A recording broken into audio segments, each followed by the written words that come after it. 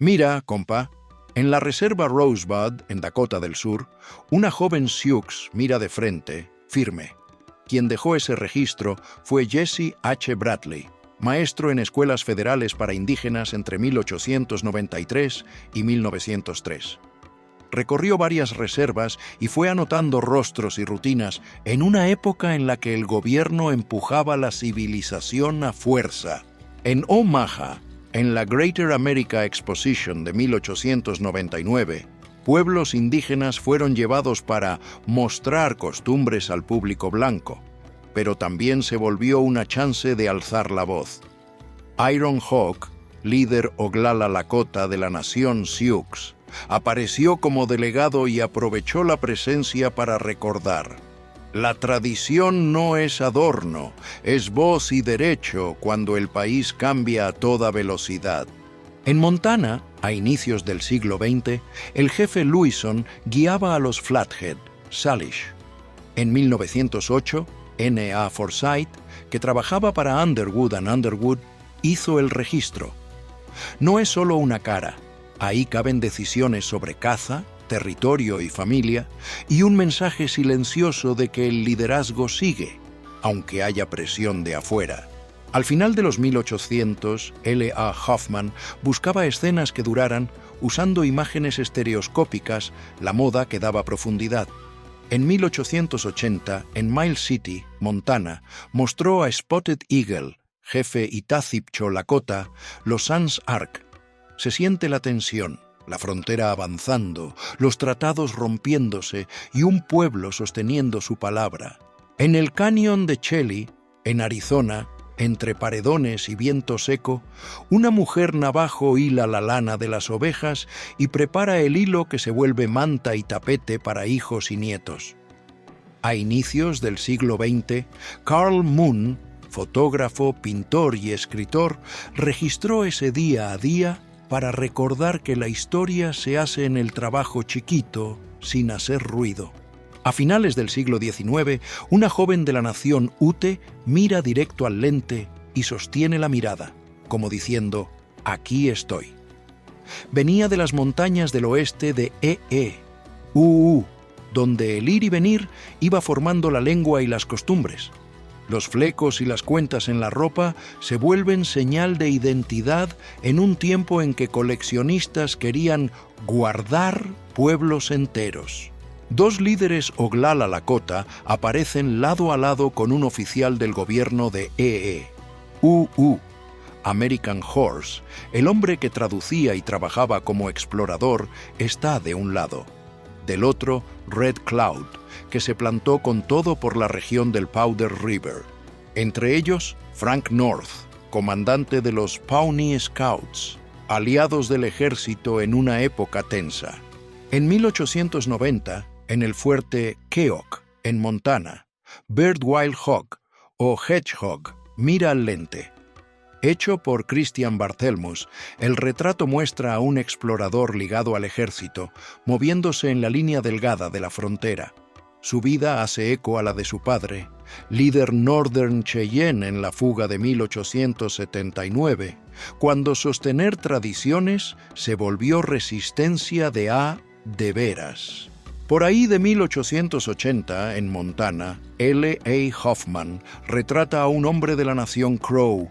Sale con la ropa de su pueblo y un arma en la mano.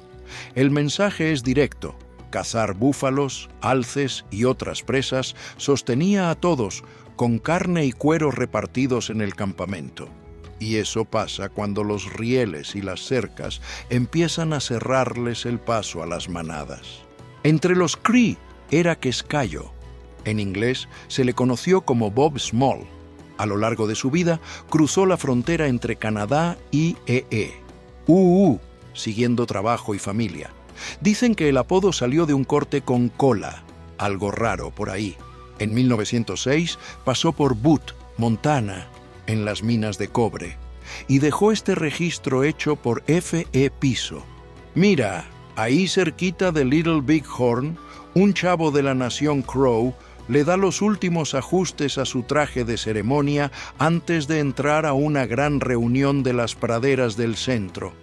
Entre cantos y tambores, sabe que ahí se reafirman lazos, se hacen acuerdos, y la memoria sigue de padre a hijo, con gente llegando desde lejos, y nada es por casualidad. En el pueblo Laguna, en Nuevo México, Calla Tadi creció viendo cómo su nombre se volvía otra cosa en los papeles del gobierno, con grafías inventadas por españoles y luego por estadounidenses. En 1904, en Laguna Pueblo, llevaba su vida entre escuela, iglesia y tradición, bajo nuevas reglas de tierra y de registro, sin soltar la raíz, en el día a día.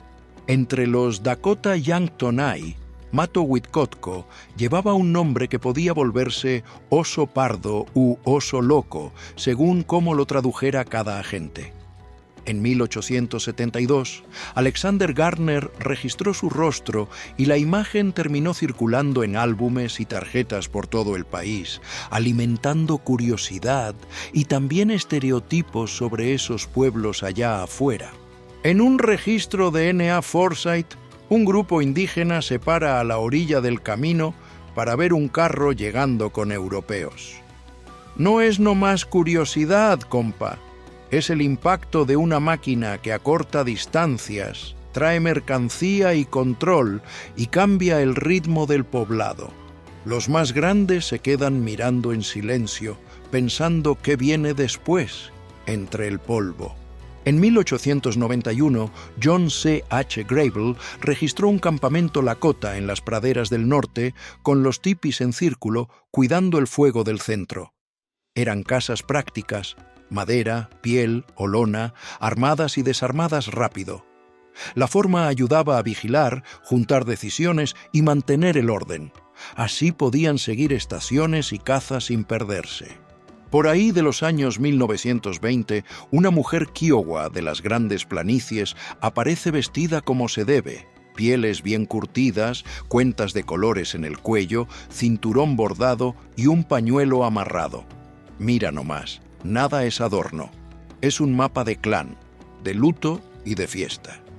Cada costura trae la mano de una abuela, y la ropa dice, sin hablar, quién es ella en medio de los cambios que venían. Por ahí de 1880, Tatanka Iyotake, a quien mucha gente llama Sitting Bull, mira de frente a quien intenta contar la historia por él. Líder Hunkpapa Lakota, ya había visto tropas, tratados rotos y el hambre llegando. En el retrato de David F. Barry, de la serie sobre el oeste, la mirada es el mensaje. Aquí hay dignidad y orgullo de su pueblo. A inicios del siglo XX, en tierra de reserva de los Crow, en Montana, un artesano se agacha sobre un tipi y trabaja como quien reza. Muele piedra, mezcla tinta de planta y tierra, escoge el pincel y va jalando las líneas despacito. Órale, cada dibujo llama a un antepasado y hace girar historias en el poblado, para que los más jóvenes no lo olviden ahí mismo. A inicios del siglo XX, una joven iroquesa se queda quieta, con postura firme, como quien ya sabe el peso de lo que carga.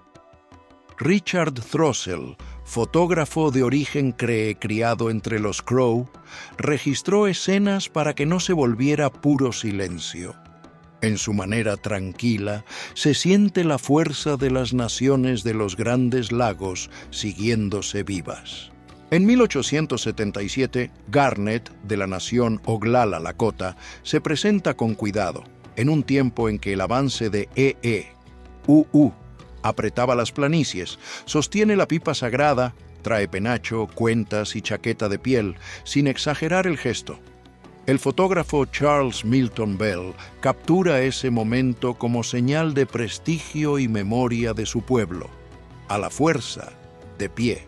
En las planicies del Medio Oeste, un hombre Pawnee carga un nombre ligado al instante en que el sol besa la tierra.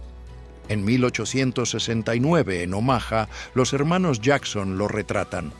Era tiempo de tratados rotos, el ferrocarril llegando y gringos comprando espacio, y él se queda ahí, en silencio, como aviso de que el pasado no se borra, compadre.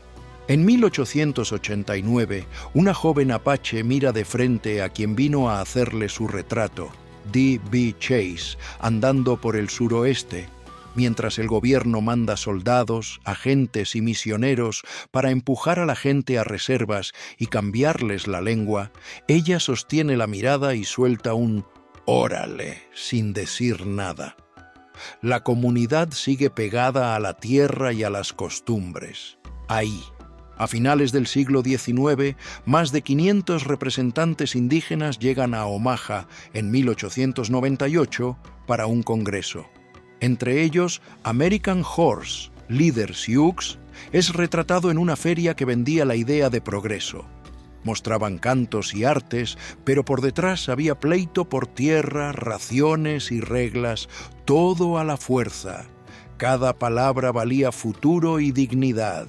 Entre los Cheyennes, el orden no venía nomás de la policía, venía de las sociedades guerreras. 6 grupos se turnaban y los Dog Soldiers eran los que aguantaban la línea cuando se ponía duro. Ellos obedecían a un consejo de 44 jefes renovado por décadas, guiados por la historia de Sweet Medicine y 4 flechas sagradas, de veras. En 1879, en Arizona, 2 jóvenes Hopi se paran frente a una pared de adobe, con ropa de ceremonia y plata en las orejas y en el pecho. El retrato, hecho por John K. Hillers, se volvió parte de 72 registros de una expedición del Buró de Etnología. En tiempos de presión de afuera, cada detalle en el cuerpo cuenta quiénes eran y de dónde venían, mijo.